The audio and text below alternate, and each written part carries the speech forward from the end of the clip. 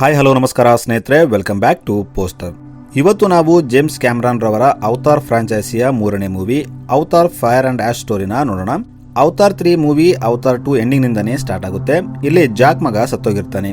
Jack ಹೆಂಡತಿ ತನ್ನ ಮಗನ ಕಳ್ಕೊಂಡು ದುಃಖದಲ್ಲಿರ್ತಾಳೆ. ನಾವಿ ಸಮುದಾಯ ಕೂಡ ಮನುಷ್ಯರ ಜೊತೆ ಆದ ಯುದ್ಧದಲ್ಲಿ ತಮ್ಮವರನ್ನ ಕಳ್ಕೊಂಡು ಶೋಕಾಚರಣೆ ಮಾಡ್ತಿರ್ತಾರೆ. ಆದ್ರೆ ಜಾಕ್ ಮಾತ್ರ ಸಮುದ್ರದಲ್ಲಿ ಸರ್ಚ್ ಮಾಡ್ತಿರ್ತಾನೆ. ಈತ ಇಲ್ಲಿ ಮನುಷ್ಯರು ಯುದ್ಧದಲ್ಲಿ ಬಿಟ್ಟೋದ ಆಯುಧಗಳನ್ನ ಕಲೆಕ್ಟ್ ಮಾಡ್ತಿರ್ತಾನೆ. ಏಕೆಂದ್ರೆ ಎಲ್ಲೋ ಒಂದು ಕಡೆ ಜಾಕ್ ಮನುಷ್ಯರು ಮತ್ತೆ ನಮ್ಮ ಮೇಲೆ ಅಟ್ಯಾಕ್ ಮಾಡಬಹುದು, ಆಗ ಈ ಆಯುಧಗಳು ನಮಗೆ ಕೆಲಸಕ್ಕೆ ಬರುತ್ತೆ ಅನ್ಕೋತಾನೆ. ಜಾಕ್ ಆಯುಧ ತಗೊಂಡು ಮೇಲೆ ಬಂದಾಗ ಸಮುದಾಯದ ಮುಖಂಡ ಎಲ್ಲರೂ ದುಃಖದಲ್ಲಿರುವಾಗ ನೀನು ಆಯುಧಗಳನ್ನ ಕಲೆಕ್ಟ್ ಮಾಡ್ತಿದ್ದೀಯಾ ಅಂತ ಕೇಳ್ತಾನೆ. ಅದಕ್ಕೆ ಜಾಕ್ ಮನುಷ್ಯರು ಸುಮ್ಮನೆ ಕೂರೋದಿಲ್ಲ, ಮುಂದಿನ ಬಾರಿ ಅವರು ಮೊದಲಿಗಿಂತಲೂ ಹೆಚ್ಚಿನ ಶಕ್ತಿಯೊಂದಿಗೆ ಆಕ್ರಮಣ ಮಾಡ್ತಾರೆ, ಅದಕ್ಕಾಗಿ ನಾವು ರೆಡಿ ಇರಬೇಕು ಅಂತ ಹೇಳ್ತಾನೆ. ಇನ್ನೊಂದು ಕಡೆ ಕರ್ನಲ್ ನ ತೋರಿಸ್ತಾರೆ. ಈತ ಹೋದ ಬಾರಿ ನಡೆದ ಯುದ್ಧದಲ್ಲಿ ಬದುಕುಳಿದಿರ್ತಾನೆ. ಕರ್ನಲ್ ಮಗ ಅವನನ್ನ ಕಾಪಾಡಿರ್ತಾನೆ. ಆದ್ರೆ ಕರ್ನಲ್ ಮಗ ಅವನ ತಂದೆನ ಕಾಪಾಡಿ ನಾವಿ ಸಮುದಾಯದವರ ಜೊತೆ ಹೋಗಿರ್ತಾನೆ. ಇಲ್ಲಿ ಕರ್ನಲ್ ಮತ್ತೆ ನಾವಿಯವರ ಮೇಲೆ ಅಟ್ಯಾಕ್ ಮಾಡೋಕೆ ಪ್ಲಾನ್ ಮಾಡ್ತಿರ್ತಾನೆ. ಅದಕ್ಕೆ ಕರ್ನಲ್ ಟೀಮ್ ನಾವಿ ಜನಾಂಗದವರ ಡೆಡ್ ಬಾಡಿಯನ್ನ ನೀರಲ್ಲಿ ಹುಡುಕ್ತಿರ್ತಾರೆ. ಆದ್ರೆ ಅವರಿಗೆ ಅಲ್ಲಿ ಯಾವ ಬಾಡಿ ಸಿಗೋದಿಲ್ಲ, ಏಕೆಂದ್ರೆ ಅವರು ತಮ್ಮವರ ಮೃತದೇಹನ ತಗೊಂಡು ಹೋಗಿರ್ತಾರೆ. ಇನ್ನೊಂದು ಕಡೆ ಜಾಕ್ ತನ್ನ ವೈಫ್ ನಿತೇರಿಗೆ ನೀರಿನಿಂದ ತೆಗೆದ ಆಯುಧ ಕೊಡ್ತಾನೆ. ಆದ್ರೆ ಆಕೆ ಅದನ್ನ ಮುಟ್ಟಲ್ಲ, ಏಕೆಂದ್ರೆ ನಾವಿ ಜನ ಕಬ್ಬಿಣವನ್ನ ಶಾಪಗ್ರಸ್ತ ಅಂತ ಅಂದುಕೊಂಡಿರ್ತಾರೆ. ಅವರು ಕೇವಲ ತಮ್ಮ ಪಾರಂಪರಿಕ ಆಯುಧದಿಂದ ಯುದ್ಧ ಮಾಡ್ತೀವಿ ಅಂತ ಹೇಳ್ತಾರೆ. ರಾತ್ರಿ ಆದಾಗ ಜಾಕ್ ಮತ್ತು ಅವನ ಫ್ಯಾಮಿಲಿ ಮಲ್ಕೊಂಡಿರ್ತಾರೆ. ಆಗ ಕರ್ನಲ್ ಮಗ ಸ್ಪೈಡರ್ ಆಕ್ಸಿಜನ್ ಮಾಸ್ಕ್ ಮುಗಿದು ಹೋಗುತ್ತೆ. ಅವನಿಗೆ ಉಸಿರಾಡೋಕೆ ತುಂಬಾ ಪ್ರಾಬ್ಲಮ್ ಆಗ್ತಿರುತ್ತೆ, ಏಕೆಂದರೆ ಪೆಂಡೋರಾ ಗ್ರಹದಲ್ಲಿ ಮನುಷ್ಯ ಉಸಿರಾಡುವಂತಹ ವಾತಾವರಣ ಇರೋದಿಲ್ಲ. ಅದಕ್ಕೆ ಜಾಕ್ ಬೇರೆ ಮಾಸ್ಕ್ ಹುಡುಕಿ ಸ್ಪೈಡರ್ಗೆ ಹಾಕ್ತಾನೆ. ಇದರಿಂದ ಅವನ ಪ್ರಾಣ ಉಳಿಯುತ್ತೆ. ಆದ್ರೆ ಜಾಕ್ಗೆ ಇಲ್ಲಿ ಒಂದು ವಿಷಯ ಗೊತ್ತಾಗುತ್ತೆ. ಅದೇನೆಂದರೆ ಇವರು ಸ್ಪೈಡರ್ನ ಹೆಚ್ಚು ದಿನ ತಮ್ಮ ಜೊತೆ ಇಟ್ಕೊಳ್ಳೋಕೆ ಆಗಲ್ಲ, ಏಕೆಂದ್ರೆ ಆಕ್ಸಿಜನ್ ಮುಗಿದ್ರೆ ಅಥವಾ ಅವನ ಮಾಸ್ಕ್ ಅಲ್ಲಿ ಏನಾದ್ರೂ ಪ್ರಾಬ್ಲಮ್ ಆದ್ರೆ ಸ್ಪೈಡರ್ ಉಸಿರಾಡದೆ ಸತ್ತೋಗ್ತಾನೆ. ಅದಕ್ಕೆ ಜಾಕ್ ಮತ್ತು ನಿತೇರಿ ಸ್ಪೈಡರ್ನ ವಾಪಸ್ ಮನುಷ್ಯರ ಹತ್ರ ಕಳಿಸ್ಬೇಕು ಅಂತ ಅನ್ಕೋತಾರೆ. ಒಂದು ದಿನ ಮರ್ಚೆಂಟ್ ನಾವಿಯವರು ಜಾಕ್ ಹತ್ರ ಬರ್ತಾರೆ. ಇವರ ಹತ್ರ ಫ್ಲೈಯಿಂಗ್ ಶಿಪ್ ಗಳು ಇರುತ್ತೆ. ಇವರು ಒಂದು ಜಾಗದಿಂದ ಇನ್ನೊಂದು ಜಾಗಕ್ಕೆ ಹೋಗಿ ತಮ್ಮ ವಸ್ತುಗಳನ್ನ ಮಾರ್ತಿರ್ತಾರೆ. ಅದಕ್ಕೆ ಜಾಕ್ ಮರ್ಚೆಂಟ್ ಲೀಡರ್ಗೆ ಸ್ಪೈಡರ್ನ ಮನುಷ್ಯರ ಕ್ಯಾಂಪ್ ಹತ್ರ ಬಿಡಬೇಕು ಅಂತ ಹೇಳ್ತಾನೆ. ಅದಕ್ಕೆ ಲೀಡರ್ ಒಪ್ಕೋತಾನೆ. ಜಾಕ್ ತನ್ನ ಫ್ಯಾಮಿಲಿಗೆ ಈ ವಿಷಯ ಹೇಳಿದಾಗ ವಿಶೇಷವಾಗಿ ಜಾಕ್ ಮಕ್ಕಳು ಅದಕ್ಕೆ ಒಪ್ಪಲ್ಲ. ಅದಕ್ಕೆ ಜಾಕ್ ಅವರಿಗೆ ತಿಳಿಸಿ ಹೇಳ್ತಾನೆ ಮತ್ತು ನಾವೆಲ್ಲ ಹೋಗಿ ಸ್ಪೈಡರ್ನ ಬಿಟ್ಟು ಬರೋಣ ಅಂತ ಹೇಳ್ತಾನೆ. ಈಗ ಜಾಕ್ ಮತ್ತು ಅವನ ಎಲ್ಲಾ ಫ್ಯಾಮಿಲಿ ಲೀಡರ್ ಜೊತೆ ಸೇರಿ ಸ್ಪೈಡರ್ನ ಬಿಡೋಕೆ ಹೋಗ್ತಾರೆ. ಸ್ಪೈಡರ್ಗೆ ಹೋಗೋಕೆ ಇಷ್ಟ ಇರಲ್ಲ, ಆದ್ರೆ ಅವರ ಹತ್ರ ಬೇರೆ ದಾರಿ ಇರಲ್ಲ. ಈಗ ಜಾಕ್ ಅಂಡ್ ಫ್ಯಾಮಿಲಿ ಲೀಡರ್ ಜೊತೆ ಹೋಗ್ತಿರ್ತಾರೆ. ಇವರನ್ನ ಕರ್ನಲ್ ಡ್ರೋನ್ ಮೂಲಕ ನೋಡ್ತಾನೆ. ಕರ್ನಲ್ ಜಾಕ್ ಫ್ಯಾಮಿಲಿ ಒಂಟಿಯಾಗಿ ಸಿಕ್ಕಿದೆ, ಅವರ ಮೇಲೆ ಅಟ್ಯಾಕ್ ಮಾಡೋಣ ಅನ್ಕೋತಾನೆ. ಆದ್ರೆ ಪೆಂಡೋರಾದಲ್ಲಿದ್ದ ರಾಕ್ ಅನ್ನೋ ಇನ್ನೊಂದು ಜನಾಂಗ ಇವರ ಮೇಲೆ ಅಟ್ಯಾಕ್ ಮಾಡುತ್ತೆ. ಇವರು ತುಂಬಾ ಅಗ್ರೆಸಿವ್ ಆಗಿರ್ತಾರೆ. ಇವರು ಮರ್ಚೆಂಟ್ ಶಿಪ್ ಗಳನ್ನ ಲೂಟಿ ಮಾಡ್ತಿರ್ತಾರೆ. ಇಲ್ಲಿ ಜಾಕ್ ಮತ್ತು ರಾಕ್ ಕಬಿಲೆಯವರ ನಡುವೆ ಫೈಟ್ ಆಗುತ್ತೆ. ರಾಕ್ ಕಬಿಲೆಯವರು ತುಂಬಾ ಸ್ಟ್ರಾಂಗ್ ಆಗಿರ್ತಾರೆ. ಆದ್ರೆ ಜಾಕ್ ಮತ್ತು ನಿತೇರಿ ಕೂಡ ತಮ್ಮ ಶಕ್ತಿಯೆಲ್ಲ ಉಪಯೋಗಿಸಿ ಫೈಟ್ ಮಾಡ್ತಿರ್ತಾರೆ. ಇದರ ನಡುವೆ ನಿತೇರಿಗೆ ಬಾಣ ಬೀಳುತ್ತೆ. ಆಕೆ ಕೆಳಗೆ ಕಾಡಲ್ಲಿ ಬೀಳ್ತಾಳೆ. ರಾಕ್ ಕಬಿಲೆಯವರು ಶಿಪ್ಗೆ ಬೆಂಕಿ ಹಚ್ಚಿದ್ದರಿಂದ ಜಾಕ್ ಮಕ್ಕಳು ತಮ್ಮ ಹಾರೋ ಪಕ್ಷಿ ಏರಿ ಅವರು ಕೂಡ ಕೆಳಗಿಳಿತಾರೆ. ಈಗ ಜಾಕ್, ನಿತೇರಿ ಮತ್ತು ಅವರ ಮಕ್ಕಳು ಬೇರೆ ಆಗ್ತಾರೆ. ಇನ್ನೊಂದು ಕಡೆ ಲೋಹಾಕ್ ಒಂದು ಕಡೆ ಇದ್ದಾಗ ರಾಕ್ ಕಬಿಲೆಯ ಲೀಡರ್ ವರಾಂಗ್ ಇವರನ್ನ ನೋಡ್ತಾಳೆ. ಆಗ ಲೋಹಾಕ್ ತನ್ನಲ್ಲಿದ್ದ ಗನ್ನಿಂದ ರಾಕ್ ಕಬಿಲೆಯ ಇಬ್ಬರನ್ನ ಶೂಟ್ ಮಾಡಿ ಸಾಯಿಸ್ಬಿಡ್ತಾನೆ. ಆಮೇಲೆ ಅವನು ಅಲ್ಲಿಂದ ಓಡೋಗ್ತಾನೆ. ಈಗ ವರಾಂಗ್ ತಮ್ಮವರಿಗೆ ಬಿದ್ದ ಬುಲೆಟ್ ನ ತೆಗಿತಾಳೆ. ಇದು ಏನು ಅಂತ ಆಕೆಗೆ ಅರ್ಥವಾಗಲ್ಲ. ಆಕೆ ಲುವಾಕ್ ಮತ್ತು ಟೀಮ್ ಹಿಂದೆ ಬೀಳ್ತಾಳೆ. ಇವರ ಜೊತೆ ಸ್ಪೈಡರ್ ಕೂಡ ಇರ್ತಾನೆ. ಇವರು ನದಿಯಲ್ಲಿ ಜಂಪ್ ಮಾಡಿ ಅಲ್ಲಿಂದ ತಪ್ಪಿಸ್ಕೋತಾರೆ. ಈಗ ಜಾಕ್ ಕೆಳಗೆ ಬಂದಾಗ ತಮ್ಮವರು ಸತ್ತಿರೋದನ್ನ ನೋಡ್ತಾನೆ. ಈತ ನಿತೇರಿ ಮತ್ತು ಲುವಾಕ್ ಜೊತೆ ರೇಡಿಯೋದಲ್ಲಿ ಮಾತಾಡೋಕೆ ಟ್ರೈ ಮಾಡ್ತಾನೆ, ಆದ್ರೆ ಅವರು ಏನು ಉತ್ತರ ಕೊಡಲ್ಲ. ಇನ್ನೊಂದು ಕಡೆ ನಿತೇರಿ ಹತ್ರ ಆಕೆಯ ಎಕ್ರಾನ್ ಬರ್ತಾನೆ. ಎಕ್ರಾನ್ ಅಂದರೆ ನೇವಿಯವರ ಫ್ಲೈಯಿಂಗ್ ಪಕ್ಷಿ. ಅವರು ಇದರ ಮುಖಾಂತರ ಟ್ರಾವೆಲ್ ಮಾಡ್ತಿರ್ತಾರೆ. ಎಕ್ರಾನ್ ನಿತೇರಿನ ತನ್ನ ಮೇಲೆ ಹಾಕೊಂಡು ಅಲ್ಲಿಂದ ಕರ್ಕೊಂಡು ಹೋಗ್ತಾನೆ. ಈ ಕಡೆ ಸ್ಪೈಡರ್ ಮತ್ತು ಮಕ್ಕಳು ನದಿ ದಂಡೆಗೆ ಬರ್ತಾರೆ. ಇಲ್ಲಿ ಬಂದಾಗ ಸ್ಪೈಡರ್ ಆಕ್ಸಿಜನ್ ಮಾಸ್ಕ್ ಬ್ಯಾಟರಿ ಮುಗಿದಿರುತ್ತೆ. ಅದಕ್ಕೆ ಅವರು ಇನ್ನೊಂದು ಮಾರ್ಕ್ಸ್ ಶಿಪ್ ನಲ್ಲಿ ಇದೆ, ಹೋಗಿ ತರೋಣ ಅಂತ ಹೇಳ್ತಾರೆ. ಅದಕ್ಕೆ ಇವರು ಬೇರೆ ದಾರಿ ಇಲ್ಲದೆ ಶಿಪ್ ಕಡೆ ವಾಪಸ್ ಬರ್ತಿರ್ತಾರೆ. ಸೀನ್ ಈಗ ಜಾಕ್ ಕಡೆ ಶಿಫ್ಟ್ ಆಗುತ್ತೆ. ಈತ ತನ್ನ ಫ್ಯಾಮಿಲಿನ ಹುಡುಕ್ತಿರ್ತಾನೆ. ಆಗ ಅಲ್ಲಿ ಕರ್ನಲ್ ಬರ್ತಾನೆ. ಈತ ಜಾಕ್ ನ ಹಿಡ್ಕೋತಾನೆ. ಆಗ ಜಾಕ್ ಸ್ಪೈಡರ್ ತನ್ನ ಮಾರ್ಕ್ಸ್ ಇಲ್ಲೇ ಮರೆತು ಹೋಗಿದ್ದಾನೆ, ಅವನು ಒಂದೇ ಮಾರ್ಕ್ಸ್ ಮೇಲೆ ತುಂಬಾ ಹೊತ್ತು ಜೀವಂತ ಇರೋಕೆ ಆಗಲ್ಲ ಅಂತ ಹೇಳ್ತಾನೆ. ಸ್ಪೈಡರ್ ಕರ್ನಲ್ ಮಗ ಆಗಿದ್ದರಿಂದ ಅವನು ಮಾರ್ಕ್ಸ್ ತಗೊಂಡು ತನ್ನ ಮಗನ ಹುಡ್ಕೊಂಡು ಹೋಗ್ತಾನೆ. ಅವರು ಜಾಕ್ ನ ಕೂಡ ತಮ್ಮ ಜೊತೆ ಕರ್ಕೊಂಡು ಹೋಗ್ತಾರೆ. ಇನ್ನೊಂದು ಕಡೆ ಸ್ಪೈಡರ್ ಅಂಡ್ ಟೀಮ್ ಬರ್ತಿದ್ದಾಗ ಸ್ಪೈಡರ್ ಆಕ್ಸಿಜನ್ ಮುಗಿದು ಹೋಗುತ್ತೆ. ಅವನು ಅಲ್ಲೇ ಮೂರ್ಛೆ ಹೋಗ್ತಾನೆ. ಆಗ ಜಾಕ್ ಮಗಳು ಕಿರಿ ಲೋಹಾಕ್ಗೆ ಸ್ಪೈಡರ್ನ ಒಂದು ಮರದ ಕೆಳಗೆ ಇಡುವಂತೆ ಹೇಳ್ತಾಳೆ. ಲೋಹಾಕ್ ಹಾಗೆ ಮಾಡ್ತಾನೆ. ಆಗ ಕಿರಿ ಆತ್ಮ ಅಲ್ಲಿರೋ ನೇಚರ್ ಜೊತೆ ಮಾತಾಡುತ್ತೆ. ಹಾಗೆ ವಿಚಿತ್ರವಾದ ಶಬ್ದ ಮಾಡಿ ಪ್ರಾರ್ಥನೆ ಮಾಡ್ತಾಳೆ. ಆಗ ಅಲ್ಲಿ ಒಂದು ಆತ್ಮಗಳ ಮರದ ಒಂದು ಹೂ ಬರುತ್ತೆ. ಆಕೆ ಅದನ್ನ ಸ್ಪೈಡರ್ ಮಾರ್ಕ್ಸ್ ತೆಗೆದು ಅವನ ಬಾಯಲ್ಲಿ ಹಾಕ್ತಾಳೆ. ಆದ್ರೆ ಸ್ಪೈಡರ್ ಏನು ರಿಯಾಕ್ಷನ್ ಕೊಡಲ್ಲ. ಎಲ್ಲರೂ ಅವನು ಸತ್ತೋದ ಅನ್ಕೋತಾರೆ. ಆದ್ರೆ ನೆಕ್ಸ್ಟ್ ಸೆಕೆಂಡ್ ಸ್ಪೈಡರ್ ಎದ್ದು ಕೂತ್ಕೋತಾನೆ. ಈಗ ಅವನಿಗೆ ಉಸಿರಾಡಲು ಮಾಸ್ಕ್ ಬೇಕಾಗಿರಲ್ಲ. ಇವರು ತುಂಬಾ ಖುಷಿ ಆಗ್ತಾರೆ ಮತ್ತು ಖುಷಿಯಲ್ಲಿ ಜೋರಾಗಿ ಕೂಗಾಡ್ತಾರೆ. ಆಗ ಅಲ್ಲಿ ವರಾಂಗ್ ತನ್ನ ಜನರೊಂದಿಗೆ ಬರ್ತಾಳೆ. ಈಕೆ ಇವರನ್ನ ಬಂದಿ ಮಾಡ್ತಾಳೆ.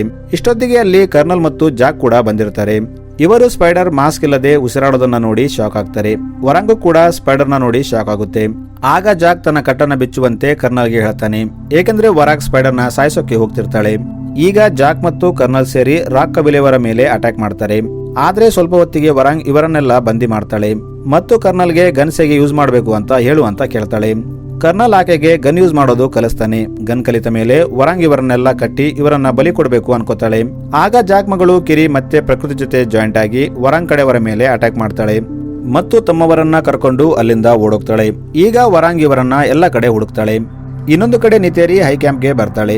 ಇಲ್ಲಿ ಡಾಕ್ಟರ್ ಆಕೆಗೆ ಬಿದ್ದ ಬಾಣ ತೆಗೆದು ಆಕೆನ ಕಾಪಾಡಿರ್ತಾರೆ. ಈಕೆ ತನ್ನ ಕಡೆಯವರಿಗೆ ನನ್ನ ಮಕ್ಕಳು ಪ್ರಾಬ್ಲಮ್ ನಲ್ಲಿದ್ದಾರೆ ಅಂತ ಹೇಳ್ತಾಳೆ. ಈಗ ಇವರೆಲ್ಲ ಸೇರಿ ಅವರನ್ನ ಹುಡುಕೋಕೆ ಹೋಗ್ತಾರೆ.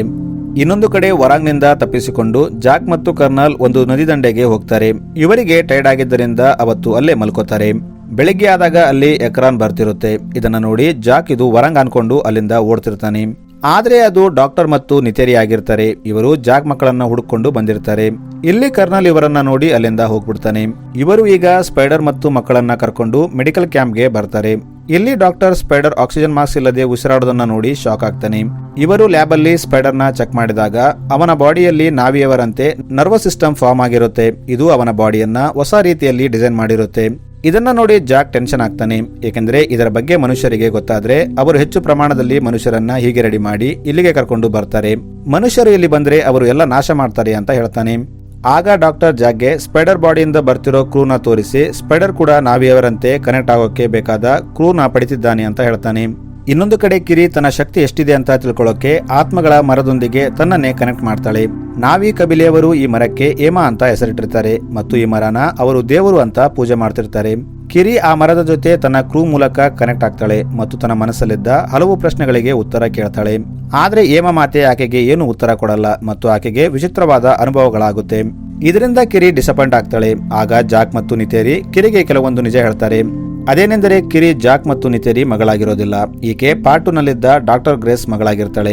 ಡಾಕ್ಟರ್ ಗ್ರೇಸ್ ನಾವಿ ಅವತಾರದಲ್ಲಿ ಸಾಯ್ತಿದ್ದಾಗ ನಾವಿ ಕಬಿಲೆಯವರು ಆಕೆಯನ್ನ ಅದೇ ಆತ್ಮಗಳ ಮರದ ಕೆಳಗೆ ಇಡ್ತಾರೆ. ಆಗ ಗ್ರೇಸ್ ಬಾಡಿಯಲ್ಲಿ ಒಂದು ಮಗು ಫಾರ್ಮ್ ಆಗುತ್ತೆ. ಆ ಮಗು ಕಿರಿ ಆಗಿರ್ತಾಳೆ. ಅಂದರೆ ಕಿರಿಗೆ ತಂದೆ ಇರಲ್ಲ. ಆಕೆ ಏಮಾ ಮಗಳಾಗಿರ್ತಾಳೆ. ಅದಕ್ಕೆ ನೀನು ಅವರ ಜೊತೆ ಅಷ್ಟು ಈಸಿಯಾಗಿ ಕನೆಕ್ಟ್ ಆಗ್ತಿದ್ದೀಯಾ ಅಂತ ಹೇಳ್ತಾರೆ.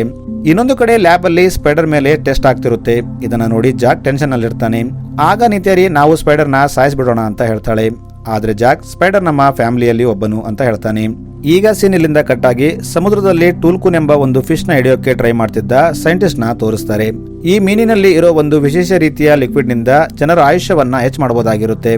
ಈಗ ಜಾಕ್ ಮತ್ತು ಕಬಿಲೆಯ ಲೀಡರ್ ಒಂದು ಮೀಟಿಂಗ್ ಮಾಡ್ತಾರೆ. ಇವರು ಸಮುದ್ರದಲ್ಲಿರೋ ಪೈಕಾನ್ ಎಂಬ ಜೀವಿಗಳಿಗೋಸ್ಕರ ಮನುಷ್ಯರು ನಮ್ಮ ಮೇಲೆ ಅಟ್ಯಾಕ್ ಮಾಡ್ತಿದ್ದಾರೆ. ಅದಕ್ಕೆ ಅವರು ನಮ್ಮ ಜೊತೆ ಇರಬಾರ್ದು ಅಂತ ಹೇಳ್ತಾರೆ ಮತ್ತು ಪೈಕಾನ್ಗೆ ನೀವು ಇಲ್ಲಿಂದ ಹೋಗ್ಬೇಕು ಅಂತ ಹೇಳ್ತಾರೆ. ಆದ್ರೆ ಜಾಕ್ ಮಗ ಇದಕ್ಕೆ ವಿರೋಧ ಮಾಡ್ತಾನೆ. ಏಕೆಂದ್ರೆ ಪೈಕಾನ್ ಅವನಿಗೆ ಒಳ್ಳೆ ಫ್ರೆಂಡ್ಸ್ ಆಗಿರ್ತಾರೆ. ಆದ್ರೆ ಜಾಕ್ ಅವನನ್ನ ಅಲ್ಲಿಂದ ಕರ್ಕೊಂಡು ಹೋಗ್ತಾನೆ ಮತ್ತು ಜಾಕ್ ಅವನಿಗೆ ಲಾಸ್ಟ್ ಟೈಮ್ ನೀನು ನನ್ನ ಮಾತು ಕೇಳಿದಿದ್ರೆ ಈಗ ನಿನ್ನ ತಮ್ಮ ಬದುಕಿರ್ತಿದ್ದ ಅಂತ ಹೇಳ್ತಾನೆ. ಇದನ್ನ ಕೇಳಿ ಜಾಕ್ ಮಗನಿಗೆ ತುಂಬಾ ಬೇಜಾರಾಗುತ್ತೆ. ಏಕೆಂದ್ರೆ ಮೊದಲೇ ಅವನು ತನ್ನ ತಮ್ಮನ ಸಾವಿಗೆ ತಾನೇ ಕಾರಣ ಅಂದುಕೊಂಡಿರ್ತಾನೆ. ಅದಕ್ಕೆ ಅವನು ಸತ್ತೋಗ್ಬೇಕು ಅನ್ಕೋತಾನೆ. ಅವನು ಗನ್ ತಗೊಂಡು ಶೂಟ್ ಮಾಡ್ಕೋತಿದ್ದಾಗ ಅಲ್ಲಿ ಕಿರಿ ಬರ್ತಾಳೆ. ಈಕೆ ಅವನನ್ನ ತಡಿತಾಳೆ. ಇನ್ನೊಂದು ಕಡೆ ಕರ್ನಲ್ ನ ತೋರಿಸ್ತಾರೆ. ಈತ ಎಲ್ಲ ಕಡೆ ತನ್ನ ಮಗ ಸ್ಪೈಡರ್ ನ ಹುಡುಕ್ತಿರ್ತಾನೆ. ಆದ್ರೆ ಅವನಿಗೆ ಸ್ಪೈಡರ್ ಸಿಗ್ತಿರಲ್ಲ.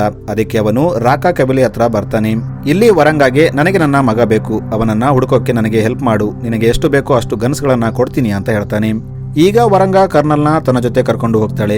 ಇಲ್ಲಿ ವರಂಗ ಕರ್ನಲ್ಗೆ ಹಲವು ವರ್ಷಗಳ ಹಿಂದೆ ನಮ್ಮ ಕಬಿಲೆ ಮೇಲೆ ಒಂದು ಆಕ್ರಮಣ ಆಗಿತ್ತು. ಆಗ ನಾವು ಏಮಾ ಮಾತೆಗೆ ಪ್ರಾರ್ಥನೆ ಮಾಡಿದ್ವಿ. ಆದ್ರೆ ನಮಗೆ ಯಾವುದೇ ಉತ್ತರ ಸಿಗ್ಲಿಲ್ಲ. ಆಗ ನಾವು ಬೆಂಕಿಗೆ ಪ್ರಾರ್ಥನೆ ಮಾಡಿದಾಗ ನಮಗೆ ಉತ್ತರ ಸಿಕ್ಕಿತು. ಆಗಿಂದ ನಾವು ಬೆಂಕಿಯನ್ನ ಪೂಜೆ ಮಾಡ್ತೀವಿ ಅಂತ ಹೇಳ್ತಾಳೆ. ಮತ್ತು ನಾನು ನಿನಗೆ ಹೆಲ್ಪ್ ಮಾಡೋಕೆ ನನಗೆ ಯಾವುದೇ ಕಾರಣ ಸಿಗ್ತಿಲ್ಲ ಅಂತ ಹೇಳ್ತಾಳೆ. ಅದಕ್ಕೆ ಕರ್ನಲ್, ನಾನು ನಿನಗೆ ಗನ್ಸ್ ಕೊಡ್ತೀನಿ. ಇದರಿಂದ ನೀನು ಈ ಪ್ಲಾನೆಟ್ ನಲ್ಲಿ ಅತ್ಯಂತ ಶಕ್ತಿಶಾಲಿ ಆಗ್ತೀಯಾ ಮತ್ತು ಯಾವುದೇ ಕಬಿಲೆಯವರು ನಿನ್ನ ವಿರುದ್ಧ ನಿಲ್ಲೋಕೆ ಧೈರ್ಯ ಮಾಡಲ್ಲ ಅಂತ ಹೇಳ್ತಾನೆ. ಆಗ ವರಂಗ ಒಪ್ಕೋತಾಳೆ ಮತ್ತು ಇವರ ನಡುವೆ ಲವ್ ಅಫೇರ್ ಕೂಡ ಸ್ಟಾರ್ಟ್ ಆಗುತ್ತೆ. ಇನ್ನೊಂದು ಕಡೆ ಕಿರಿ ಸ್ಪೈಡರ್ಗೆ ತನ್ನ ಕ್ರೂನ ಹೇಗೆ ಯೂಸ್ ಮಾಡಬೇಕು ಅಂತ ಕಲಿಸ್ತಿರ್ತಾಳೆ. ಏಕೆಂದರೆ ಕಿರಿ ಎಲ್ಲೋ ಒಂದು ಕಡೆ ಸ್ಪೈಡರ್ ನ ಇಷ್ಟಪಡ್ತಿರ್ತಾಳೆ. ಈಗ ಜಾಕ್ ಮಗನ್ನ ತೋರಿಸ್ತಾರೆ. ಈತ ಟುಲ್ಕೂನ್ನ ಹುಡ್ಕೊಂಡು ಹೋಗ್ತಾನೆ. ಅವನು ಹೋಗುವಾಗ ಅವನ ಹಿಂದೆ ಕಬಿಲೆಯ ಲೀಡರ್ ಮಗಳು ಕೂಡ ಹೋಗ್ತಾಳೆ. ಏಕೆಂದರೆ ಅವರಿಬ್ಬರು ಲವ್ ಮಾಡ್ತಿರ್ತಾರೆ. ಇದು ಜಾಕ್ಗೆ ಗೊತ್ತಾದಾಗ ಅವನು ಅವನ ಮಗನ್ನ ಹುಡುಕ್ಬೇಕು ಅನ್ಕೋತಾನೆ. ಆಗ ಕಬಿಲೆ ಲೀಡರ್, ನಿನ್ನ ಮಗ ತುಂಬಾ ಬ್ರೇವ್ ಇದ್ದಾನೆ, ಅವನ ಬಗ್ಗೆ ತಲೆ ಕೆಡಿಸ್ಕೊಳ್ಬೇಡ, ನೀನು ಅವನ ಹಿಂದೆ ಹೋಗೋದಕ್ಕಿಂತ ಇಲ್ಲಿ ಇರೋದೇ ಒಳ್ಳೇದು, ಏಕೆಂದರೆ ಕಬಿಲೆಗೆ ನಿನ್ನ ಅವಶ್ಯಕತೆ ಇದೆ ಅಂತ ಹೇಳ್ತಾನೆ. ಅದಕ್ಕೆ ಜಾಕ್ ಕೂಡ ಸರಿ ಅಂತ ಹೇಳ್ತಾನೆ. ಈಗ ಇಲ್ಲಿ ಕಬಿಲೆ ಮೇಲೆ ವರಂಗ ಮತ್ತು ಕರ್ನಲ್ ಅಟ್ಯಾಕ್ ಮಾಡ್ತಾರೆ. ಜಾಕ್ ಕೂಡ ಯುದ್ಧಕ್ಕೆ ಸಿದ್ಧನಾಗ್ತಾನೆ. ಆಗ ಕರ್ನಲ್, ನೀನು ಮತ್ತು ನಿನ್ನ ಹೆಂಡತಿ ನನ್ನ ಜೊತೆ ಬಂದ್ರೆ ನಾನು ಇವರ ಮೇಲೆ ಅಟ್ಯಾಕ್ ಮಾಡಲ್ಲ ಅಂತ ಹೇಳ್ತಾನೆ. ಅದಕ್ಕೆ ಜಾಕ್, ನೀನು ಅಟ್ಯಾಕ್ ಮಾಡಿದ್ರೆ ನಾವು ಕೂಡ ಸುಮ್ಮನಿರಲ್ಲ, ಆದ್ರೆ ನಾನು ನಿನ್ನ ಜೊತೆ ಬಂದ್ರೆ ಯುದ್ಧ ಆಗಲ್ಲ ಅಂದ್ರೆ ನಾನು ಮಾತ್ರ ಬರೋಕೆ ರೆಡಿ ಇದ್ದೀನಿ ಅಂತ ಹೇಳ್ತಾನೆ.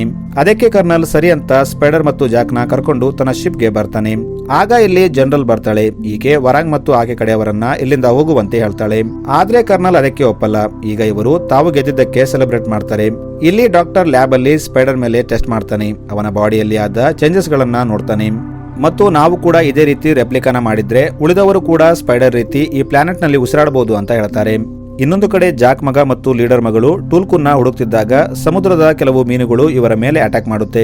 ಆಗ ಟೂಲ್ಕುನ್ ಅಲ್ಲಿ ಬಂದು ಜಾಕ್ ಮಗನ್ನ ಕಾಪಾಡುತ್ತೆ. ಈ ಕಡೆ ಮನುಷ್ಯರಿಗೆ ಟೂಲ್ಕುನ್ ಮೀನುಗಳ ಲೊಕೇಶನ್ ಸಿಗುತ್ತೆ. ಅವರು ಎಲ್ಲಾ ಟೂಲ್ಕುನ್ನ ಒಂದೇ ಬಾರಿ ಸಾಯಿಸಬೇಕು ಅಂತ ಹೇಳ್ತಾರೆ. ಆದ್ರೆ ಇಲ್ಲಿದ್ದ ಒಬ್ಬ ಸೈಂಟಿಸ್ಟ್ ಅದು ತಪ್ಪು ಅಂತ ಹೇಳ್ತಾನೆ. ಈಗ ಇಲ್ಲಿ ನಿತೇರಿ ಬರ್ತಾಳೆ. ಈಕೆ ರಾಕ್ ಕಬಿಲೆಯವರಂತೆ ವೇಷ ಹಾಕೊಂಡಿರ್ತಾಳೆ. ಈಕೆ ವರಾಂಗ್ ಹತ್ರ ಬಂದು ತನ್ನನ್ನ ಜಾಕ್ ಹತ್ರ ಕರ್ಕೊಂಡು ಹೋಗುವಂತೆ ಹೇಳ್ತಾಳೆ. ಆದ್ರೆ ಅಲ್ಲಿ ಕರ್ನಲ್ ಬರ್ತಾನೆ. ಅದಕ್ಕೆ ನಿತೇರಿ ಅಲ್ಲಿಂದ ಓಡ್ತಾಳೆ. ಆದ್ರೆ ಆಕೆ ಹೋಗುವಾಗ ಅಲ್ಲಿ ಬ್ಲಾಸ್ಟ್ ಮಾಡ್ತಾಳೆ. ಇನ್ನೊಂದು ಕಡೆ ಸೈಂಟಿಸ್ಟ್ಗೆ ಟೂಲ್ಕುನ್ನ ಸಾಯಿಸೋದು ಇಷ್ಟ ಇರಲ್ಲ. ಅದಕ್ಕೆ ಅವನು ಜಾಕ್ ನ ಬಿಡಿಸ್ತಾನೆ ಮತ್ತು ಮನುಷ್ಯರು ಟೂಲ್ಕುನ್ನ ಸಾಯಿಸೋ ಪ್ಲಾನ್ ಮಾಡ್ತಿದ್ದಾರೆ. ಹೀಗಾದ್ರೆ ಈ ಪ್ಲಾನೆಟ್ ನಲ್ಲಿ ಒಂದು ಟೂಲ್ಕುನ್ ಉಳಿಯಲ್ಲ, ಅದಕ್ಕೆ ಅವುಗಳನ್ನ ಕಾಪಾಡು ಅಂತ ಹೇಳ್ತಾನೆ. ಇದು ಜನರಲ್ಗೆ ಗೊತ್ತಾಗುತ್ತೆ. ಈಕೆ ಜಾಕ್ ಮೇಲೆ ಅಟ್ಯಾಕ್ ಮಾಡ್ತಾಳೆ. ಆದ್ರೆ ಅಲ್ಲಿ ಸ್ಪೈಡರ್ ಬರ್ತಾನೆ. ಏಕೆಂದ್ರೆ ಇವರು ತನ್ನನ್ನ ಕೊಲ್ಲಲ್ಲ ಅಂತ ಅವನಿಗೆ ಗೊತ್ತಿರುತ್ತೆ. ಏಕೆಂದ್ರೆ ಇವರು ಸ್ಪೈಡರ್ನ ಕೊಂದ್ರೆ ಅವರಿಗೆ ಈ ಪ್ಲಾನೆಟ್ ನಲ್ಲಿ ಮಾರ್ಕ್ಸ್ ಇಲ್ಲದೆ ಹೇಗೆ ಉಸಿರಾಡಬೇಕು ಅಂತ ಗೊತ್ತಾಗಬೇಕಾದ್ರೆ ಅವರಿಗೆ ಸ್ಪೈಡರ್ ಅವಶ್ಯಕತೆ ಇರುತ್ತೆ. ಈಗ ಇಲ್ಲಿ ಜಾಕ್ ಹೆಂಡತಿ ನಿತೇರಿ ಬರ್ತಾಳೆ. ಇವರೆಲ್ಲ ಉಕ್ರಾನ್ ಮೇಲೆ ಕೂತು ಅಲ್ಲಿಂದ ಓಡೋಗ್ತಾರೆ. ಇವರು ಕಾಡಲ್ಲಿ ಬರ್ತಾರೆ. ಇಲ್ಲಿ ಜಾಗ್ಗೆ ಕೂಡ ಸ್ಪೈಡರ್ನ ಕೊಲ್ಬೇಕು, ಇಲ್ಲಾಂದ್ರೆ ಮನುಷ್ಯರಿಗೆ ಫಾರ್ಮುಲಾ ಸಿಕ್ಕರೆ ಅವರು ಇಲ್ಲಿ ಉಸಿರಾಡೋಕೆ ಸ್ಟಾರ್ಟ್ ಮಾಡ್ತಾರೆ ಮತ್ತು ಅವರು ಈ ಜಾಗನ ನಾಶ ಮಾಡ್ತಾರೆ ಅಂತ ಹೇಳ್ತಾನೆ. ಆದ್ರೆ ಈ ಬಾರಿ ನಿತೇರಿ ಸ್ಪೈಡರ್ನ ಕೊಲ್ಲೋದು ಬೇಡ ಅಂತ ಹೇಳ್ತಾಳೆ. ಆದ್ರೆ ಜಾಕ್ ಹತ್ರ ಬೇರೆ ದಾರಿ ಇರಲ್ಲ. ಅದಕ್ಕೆ ಜಾಕ್ ಸ್ಪೈಡರ್ನ ಕರ್ಕೊಂಡು ಕಾಡೊಳಗೆ ಹೋಗ್ತಾನೆ. ಆದ್ರೆ ಅವನು ಎಷ್ಟೇ ಪ್ರಯತ್ನ ಪಟ್ಟರೂ ಅವನಿಗೆ ಸ್ಪೈಡರ್ನ ಕೊಲ್ಲೋಕೆ ಆಗಲ್ಲ. ಈಗ ಇಲ್ಲಿ ನಿತೇರಿ ಕೂಡ ಬರ್ತಾಳೆ. ಇವರು ಹಗ್ ಮಾಡಿಕೊಂಡು ಏನೇ ಆಗಲಿ ಎಲ್ಲರೂ ಒಟ್ಟಿಗೆ ಇರೋಣ ಅಂತ ಹೇಳ್ತಾರೆ. ಏಕೆಂದ್ರೆ ಜಾಕ್ ಸ್ಪೈಡರ್ನ ತನ್ನ ಮಗನಂತೆ ತಿಳ್ಕೊಂಡಿರ್ತಾನೆ. ಈಗ ಜಾಕ್ ಗುಡ್ಡದ ಮೇಲಿದ್ದ ತನ್ನ ಫ್ಲೈಯಿಂಗ್ ಪಾರ್ಟ್ನರ್ ಟುರುಕ್ ಹತ್ರ ಹೋಗ್ತಾನೆ. ಇದು ಆಕಾಶದಲ್ಲಿ ಹಾರಾಡೋ ಅತ್ಯಂತ ಭಯಾನಕ ಪಕ್ಷಿ ಆಗಿರುತ್ತೆ. ಆದ್ರೆ ಜಾಕ್ ಅದನ್ನ ಕಂಟ್ರೋಲ್ ಮಾಡಿರ್ತಾನೆ. ಈಗ ಜಾಕ್ ಟುರುಕ್ ನ ಕರ್ಕೊಂಡು ಕೆಳಗೆ ಬರ್ತಾನೆ ಮತ್ತು ಲೀಡರ್ಗೆ, ಎಲ್ಲಾ ಕಬಿಲೆಯವರಿಗೆ ಟುರುಕ್ ರೈಡರ್ ಕರೀತಿದ್ದಾನೆ ಅಂತ ಹೇಳು, ನಾವು ಮತ್ತೆ ಯುದ್ಧಕ್ಕೆ ಸಿದ್ಧರಾಗಬೇಕು ಅಂತ ಹೇಳ್ತಾನೆ. ಆದ್ರೆ ಮನುಷ್ಯರ ಜೊತೆ ಯುದ್ಧ ಮಾಡಬೇಕಿದ್ರೆ ಇವರಿಗೆ ಇನ್ನೂ ಹೆಚ್ಚು ಸಂಖ್ಯೆಯಲ್ಲಿ ಸೈನ್ಯದ ಅವಶ್ಯಕತೆ ಇರುತ್ತೆ. ಅದಕ್ಕೆ ಜಾಕ್ ಟುಲ್ಕನ್ ಲೀಡರ್ ಹತ್ರ ಬರ್ತಾನೆ ಮತ್ತು ಅವರಿಗೆ ತಮಗೆ ಯುದ್ಧದಲ್ಲಿ ಸಹಾಯ ಮಾಡುವಂತೆ ಹೇಳ್ತಾನೆ. ಆದ್ರೆ ಟುಲ್ಕನ್ ಯಾರ ಮೇಲೇನೂ ಅಟ್ಯಾಕ್ ಮಾಡ್ತಿರಲ್ಲ. ಅದಕ್ಕೆ ಟುಲ್ಕನ್ ಲೀಡರ್ ಇದಕ್ಕೆ ಬೇರೆ ಏನಾದ್ರೂ ಉಪಾಯ ಹುಡುಕಿ ಅಂತ ಹೇಳ್ತಾನೆ. ಆದ್ರೆ ಅದೇ ಟೈಮಲ್ಲಿ ಅಲ್ಲಿ ಜಾಕ್ ಮಗ ಪೈಕಾನ್ ಜೊತೆ ಬರ್ತಾನೆ. ಇಲ್ಲಿ ಪೈಕಾನ್ ಟೂಲ್ಕುನ್ ಲೀಡರ್ಗೆ, ನಾವು ಸುಮ್ಮನಿದ್ರೆ ಮನುಷ್ಯರು ನಮ್ಮನ್ನೆಲ್ಲ ಸಾಯಿಸ್ಬಿಡ್ತಾರೆ, ಅವರು ನನ್ನ ಪೂರ್ತಿ ಫ್ಯಾಮಿಲಿನ ಮುಗಿಸ್ಬಿಟ್ರು ಅಂತ ಹೇಳ್ತಾನೆ. ಆಕ್ಚುಲಿ ಪೈಕಾನ್ ಮನುಷ್ಯರ ಮೇಲೆ ಅಟ್ಯಾಕ್ ಮಾಡಿದ್ದರಿಂದ ಅವನನ್ನ ಟೂಲ್ಕುನ್ ಗ್ರೂಪ್ ನಿಂದ ತೆಗೆದಿರ್ತಾರೆ. ಆದ್ರೆ ಈಗ ಪೈಕಾನ್ ಮಾತು ಕೇಳಿ ಟೂಲ್ಕುನ್ ಲೀಡರ್ ಜಾಕ್ ಜೊತೆ ಸೇರಿ ಯುದ್ಧ ಮಾಡಬೇಕು ಅಂತ ಡಿಸೈಡ್ ಮಾಡ್ತಾನೆ. ಈಗ ಇವರೆಲ್ಲ ಯುದ್ಧಕ್ಕೆ ರೆಡಿ ಆಗ್ತಾರೆ. ಇನ್ನೊಂದು ಕಡೆ ಜನರಲ್ ಮತ್ತು ವರಾಂಗ್ ಕಡೆಯವರು ಕೂಡ ರೆಡಿ ಆಗ್ತಾರೆ. ಆದ್ರೆ ಇಲ್ಲಿ ಟೂಲ್ಕುನ್ ಲೀಡರ್ ಜನರಲ್ ಶಿಪ್ ಮೇಲೆ ಅಟ್ಯಾಕ್ ಮಾಡುತ್ತೆ. ಈ ಟೂಲ್ಕನ್ಗಳು ಗಾತ್ರದಲ್ಲಿ ತುಂಬಾ ದೊಡ್ಡದಾಗಿರುತ್ತೆ. ಅದಕ್ಕೆ ಇವರ ಅಟ್ಯಾಕ್ ನಿಂದ ಮನುಷ್ಯರ ಶಿಪ್ಗಳು ಮುರಿದು ಹೋಗ್ತಿರ್ತವೆ. ಇನ್ನೊಂದು ಕಡೆ ವರಾಂಗ್ ತನ್ನ ಕಬಿಲೆಯನ್ನ ಕರ್ಕೊಂಡು ಜಾಕ್ ಮತ್ತು ಅವನ ಕಬಿಲೆ ಮೇಲೆ ಅಟ್ಯಾಕ್ ಮಾಡ್ತಾರೆ. ವರಾಂಗ್ ಕಡೆಯವರ ಸಂಖ್ಯೆ ತುಂಬಾ ಜಾಸ್ತಿ ಇರುತ್ತೆ ಮತ್ತು ಇವರು ಗನ್ಸ್ ನ ಯೂಸ್ ಮಾಡೋದು ಕಲ್ತಿರ್ತಾರೆ. ಇದರಿಂದ ಜಾಕ್ ಕಡೆಯವರು ತುಂಬಾ ಜನ ಸಾಯ್ತಿರ್ತಾರೆ. ಯುದ್ಧ ತುಂಬಾ ಭಯಂಕರವಾಗಿ ನಡೀತಿರುತ್ತೆ. ಇದನ್ನೆಲ್ಲ ನೋಡ್ತಿದ್ದ ಜಾಕ್ ಮಗಳು ಕಿರಿಗೆ ತಮ್ಮವರು ಸೋತೋಗ್ತಾರೆ ಅಂತ ಅರ್ಥವಾಗುತ್ತೆ. ಅದಕ್ಕೆ ಆಕೆ ನೀರಲ್ಲಿ ಜಂಪ್ ಮಾಡಿ ಎಮಾ ಮಾತು ಜೊತೆ ಕನೆಕ್ಟ್ ಆಗೋಕೆ ಟ್ರೈ ಮಾಡ್ತಿರ್ತಾಳೆ. ಆಗ ಅಲ್ಲಿ ಸ್ಪೈಡರ್ ಬರ್ತಾನೆ. ಈತ ಕೂಡ ಎಮಾ ಜೊತೆ ಕನೆಕ್ಟ್ ಆಗೋಕೆ ಟ್ರೈ ಮಾಡ್ತಾನೆ. ಇಲ್ಲಿ ಜಾಕ್ ಸಣ್ಣ ಮಗಳು ಕೂಡ ಬರ್ತಾಳೆ. ಇವರೆಲ್ಲ ಸೇರಿ ತಮ್ಮವರನ್ನ ಕಾಪಾಡುವಂತೆ ಎಮಾ ಮಾತಿನ ಕೇಳೋಕೆ ಬಂದಿರ್ತಾರೆ. ಆದ್ರೆ ಅಲ್ಲಿ ಒಂದು ಬ್ಲಾಸ್ಟ್ ಆಗುತ್ತೆ. ಇದರಿಂದ ಇವರ ಕನೆಕ್ಷನ್ ಎಮಾ ಮಾತೆ ಜೊತೆ ಮುರಿದು ಹೋಗುತ್ತೆ. ಇನ್ನೊಂದು ಕಡೆ ಆಕಾಶದಲ್ಲಿ ವರಾಂಗ್ ಫುಲ್ ಜೋಶ್ ನಿಂದ ಫೈಟ್ ಮಾಡ್ತಿರ್ತಾಳೆ. ಈಕೆ ಹತ್ರ ಬೆಂಕಿಯ ಪವರ್ ಇರುತ್ತೆ. ಈಕೆ ನಿತಾರಿಯ ಪಕ್ಷಿಯ ರೆಕ್ಕೆಯನ್ನ ಸುಡ್ತಾಳೆ. ಇದರಿಂದ ನಿತಾರಿ ಕೆಳಗೆ ಬೀಳ್ತಾಳೆ. ಇವರು ಜಾಕ್ ಫ್ಲೈ ಮಾಡ್ತಿದ್ದ ಟುರುಕ್ ನ ಕೂಡ ಸಾಯಿಸ್ಬಿಡ್ತಾರೆ. ಇದರಿಂದ ಜಾಕ್ ಕೆಳಗೆ ಬೀಳ್ತಾನೆ. ಇನ್ನೊಂದು ಕಡೆ ಲೀಡರ್ ಹೆಂಡತಿಗೆ ಗಾಯವಾಗಿರುತ್ತೆ. ಈಕೆ ಪ್ರೆಗ್ನೆಂಟ್ ಆಗಿರ್ತಾಳೆ. ಜಾಕ್ ನಿತಾರಿ ಹತ್ರ ಬಂದು, ನಿನಗೆ ಗಾಯವಾಗಿದೆ, ನೀನು ಕೆಳಗೆ ಇರು, ಯಾರ ಮೇಲೆ ಅಟ್ಯಾಕ್ ಮಾಡ್ಬೇಡ ಅಂತ ಹೇಳ್ತಾನೆ. ಅದಕ್ಕೆ ನಿತಾರಿ ಲೀಡರ್ ಹೆಂಡತಿನ ಕಾಪಾಡು, ಆಕೆ ಪ್ರೆಗ್ನೆಂಟ್ ಇದ್ದಾಳೆ ಅಂತ ಹೇಳ್ತಾಳೆ. ಜಾಕ್ ಲೀಡರ್ ಹೆಂಡತಿ ಹತ್ರ ಹೋದಾಗ ಆಕೆಗೆ ತುಂಬಾ ಗಾಯವಾಗಿರುತ್ತೆ. ಆಕೆ ಸಾಯೋ ಮುಂಚೆ ಒಂದು ಮಗುವಿಗೆ ಜನ್ಮ ನೀಡ್ತಾಳೆ. ಈಗ ಇಲ್ಲಿ ಜಾಕ್ ಮಗ ಬರ್ತಾನೆ. ಜಾಕ್ ಅವನಿಗೆ, ನಿನ್ನ ಮೇಲೆ ನನಗೆ ತುಂಬಾ ಹೆಮ್ಮೆ ಇದೆ, ಏಕೆಂದ್ರೆ ನಿನ್ನಿಂದಾಗಿ ಟೂಲ್ಕನ್ಗಳು ನಮಗೆ ಸಪೋರ್ಟ್ ಮಾಡಿದ್ರು ಅಂತ ಹೇಳ್ತಾನೆ. ಇನ್ನೊಂದು ಕಡೆ ಕಿರಿನ ತೋರಿಸ್ತಾರೆ. ಈಕೆಯನ್ನು ಸಮುದ್ರದಲ್ಲಿರ್ತಾಳೆ. ಆಗ ಯಮ ಮಾತೆ ಆಕೆ ಜೊತೆ ಕನೆಕ್ಟ್ ಆಗ್ತಾಳೆ. ಆಗ ಸಮುದ್ರದ ಒಳಗಿಂದ ತುಂಬಾ ಜೀವಿಗಳು ಹೊರಗೆ ಬರುತ್ತೆ. ಇವರು ಕಿರಿ ಹೇಳಿದಂಗೆ ಕೇಳುತ್ತಿರುತ್ತೆ. ಆಗ ಕಿರಿ ಅವರಿಗೆ ಮೇಲಿರುವ ಶತ್ರುಗಳನ್ನ ಮುಗಿಸುವಂತೆ ಹೇಳ್ತಾಳೆ. ಈಗ ಇಲ್ಲಿ ಟುರುಕ್ ಇನ್ನು ಜೀವಂತವಾಗಿರುತ್ತೆ. ಅದಕ್ಕೆ ಎಚ್ಚರಿಕೆ ಆದಾಗ ಅದು ಜೋರಾಗಿ ಕೂಗುತ್ತೆ. ಆಗ ಅಲ್ಲಿ ಟುರುಕ್ ಅಂತಹ ಪಕ್ಷಿಗಳು ಬಂದು ವರಾಂಗ್ ಮತ್ತು ಜನರಲ್ ಕಡೆಯವರ ಮೇಲೆ ಅಟ್ಯಾಕ್ ಮಾಡುತ್ತೆ. ಇಲ್ಲಿ ಜನರಲ್ಗೆ ತಾವು ಈ ಯುದ್ಧನ ಗೆಲ್ಲೋಕ್ಕಾಗಲ್ಲ ಅಂತ ಅರ್ಥವಾಗುತ್ತೆ. ಅದಕ್ಕೆ ಅವರು ಸ್ಪೇಸ್ ಶಿಪ್ ತಗೊಂಡು ಇಲ್ಲಿಂದ ಓಡಬೇಕು ಅನ್ಕೋತಾರೆ. ಆದ್ರೆ ಅವರ ಇಂಜಿನ್ ಸರಿಯಾಗಿ ವರ್ಕ್ ಆಗ್ತಿರಲ್ಲ. ಅದಕ್ಕೆ ಜನರಲ್ ಸ್ಪೇಸ್ ಶಿಪ್ ನ ಬಿಟ್ಟು ಇಲ್ಲಿಂದ ಓಡೋಗಿ ತಮ್ಮ ಪ್ರಾಣ ಕಾಪಾಡಬೇಕು ಅನ್ಕೋತಾಳೆ. ಇನ್ನೊಂದು ಕಡೆ ಕರ್ನಲ್ ಮತ್ತು ವರಾಂಗ್ ನ ತೋರಿಸ್ತಾರೆ. ಇವರು ಇನ್ನು ಗ್ರೌಂಡ್ ನಲ್ಲಿ ಇರ್ತಾರೆ. ಇವರು ಜಾಕ್ ಹೆಂಡತಿ ಮತ್ತು ಆಕೆ ಸಣ್ಣ ಮಗಳನ್ನ ಬಂದಿಯಾಗಿ ಇಟ್ಕೊಂಡಿರ್ತಾರೆ. ಮತ್ತು ಜಾಕ್ಗೆ ರೇಡಿಯೋ ಮೂಲಕ ನೀನು ಸ್ಪೈಡರ್ ನ ನಮಗೆ ಕೊಟ್ಟಿಲ್ಲ ಅಂದ್ರೆ ನಿನ್ನ ಹೆಂಡತಿ ಮತ್ತು ಮಗನ್ನ ಸಾಯಿಸ್ಬಿಡ್ತೀವಿ ಅಂತ ಹೇಳ್ತಾರೆ. ಆಗ ಸ್ಪೈಡರ್ ಅವರಿಗೆ ಏನು ಮಾಡಬೇಡ, ನಾನು ಬರ್ತಾ ಇದ್ದೀನಿ ಅಂತ ಹೇಳ್ತಾನೆ. ಸ್ಪೈಡರ್ ಈಗ ಕರ್ನಲ್ ಮುಂದೆ ಬರ್ತಾನೆ. ಆಗ ಅಲ್ಲಿ ಜಾಕ್ ಬಂದು ಕರ್ನಲ್ ಮೇಲೆ ಅಟ್ಯಾಕ್ ಮಾಡ್ತಾನೆ. ಈ ಕಡೆ ವರಾಂಗ್ ಜಾಕ್ ಹೆಂಡತಿನ ಸಾಯಿಸೋಕೆ ಹೋಗ್ತಾಳೆ. ಆಗ ಅಲ್ಲಿ ಕಿರಿ ಬಂದು ವರಾಂಗ್ ಜೊತೆ ಕನೆಕ್ಟ್ ಆಗ್ತಾಳೆ ಮತ್ತು ಏಮ ಮಾತೆ ನಿನಗಿಂತ ಸ್ಟ್ರಾಂಗ್ ಇದ್ದಾಳೆ ಅಂತ ಹೇಳ್ತಾಳೆ. ವರಾಂಗು ಇದು ಅರ್ಥವಾಗುತ್ತೆ. ಅದಕ್ಕೆ ಆಕೆ ಅಲ್ಲಿಂದ ಓಡೋಗ್ತಾಳೆ. ಈ ಕಡೆ ಕರ್ನಲ್ ಸ್ಪೈಡರ್ ನ ಎತ್ಕೊಂಡು ಹೋಗ್ತಿರ್ತಾನೆ. ಆಗ ಅಲ್ಲಿ ಜಾಕ್ ಬಂದು ಸ್ಪೈಡರ್ ನ ತಗೊಂಡು ಕೆಳಗೆ ಬರ್ತಾನೆ. ಇಲ್ಲಿ ಕರ್ನಲ್ ಜಾಕ್ ಮೇಲೆ ಅಟ್ಯಾಕ್ ಮಾಡ್ತಾನೆ. ಅವರಿಬ್ಬರು ಫೈಟ್ ಮಾಡ್ತಿದ್ದಾಗ ಸ್ಪೈಡರ್ ಆರೋ ತಗೊಂಡು ಕರ್ನಲ್ ಕೈಗೆ ಶೂಟ್ ಮಾಡ್ತಾನೆ. ಆದ್ರೂ ಕರ್ನಲ್ ಜಾಕ್ ಜೊತೆ ಫೈಟ್ ಮಾಡ್ತಿರ್ತಾನೆ. ಆಗ ಸ್ಪೈಡರ್ ಮತ್ತೊಮ್ಮೆ ಕರ್ನಲ್ ನ ಶೂಟ್ ಮಾಡ್ತಿದ್ದಾಗ ಅವನು ಸ್ಲೀಪ್ ಆಗಿ ಕೆಳಗೆ ಬೀಳ್ತಿರ್ತಾನೆ. ಆಗ ಕರ್ನಲ್ ಅವನನ್ನ ಕಾಪಾಡ್ತಾನೆ. ಅವರು ಗುಡ್ಡದಿಂದ ನೇತಾಡ್ತಿರ್ತಾರೆ. ಆಗ ಜಾಕ್ ಇವರನ್ನ ಕಾಪಾಡೋಕೆ ಹೋಗ್ತಾನೆ. ಜಾಕ್ ಕರ್ನಲ್ ಮತ್ತು ಸ್ಪೈಡರ್ ನ ಮೇಲೆ ಎಳಿತಾನೆ. ಈಗ ಇಲ್ಲಿ ಜಾಕ್ ಹೆಂಡತಿ ಮತ್ತು ಅವನ ಕಡೆಯವರು ಬರ್ತಾರೆ. ಇಲ್ಲಿ ಕರ್ನಲ್ಗೆ ತಾನು ಸೋತೋಗಿದ್ದೀನಿ ಅಂತ ಅರ್ಥವಾಗುತ್ತೆ. ಅದಕ್ಕೆ ಅವನು ಮೇಲಿಂದ ಬಿದ್ದು ಸತ್ತೋಗ್ತಾನೆ. ಈಗ ಮೂವಿ ಕೊನೆಯಲ್ಲಿ ಜಾಕ್ ಮತ್ತೆ ತನ್ನ ಫ್ಯಾಮಿಲಿ ಜೊತೆ ಇರ್ತಾನೆ. ಈಗ ಇವರೆಲ್ಲ ನೀರೊಳಗೆ ಹೋಗಿ ಏಮ ಮಾತೆ ಜೊತೆ ಕನೆಕ್ಟ್ ಆಗ್ತಾರೆ. ಸೊ ಮೂವಿ ಇಲ್ಲಿಗೆ ಎಂಡ್ ಆಗುತ್ತೆ. Thanks for watching.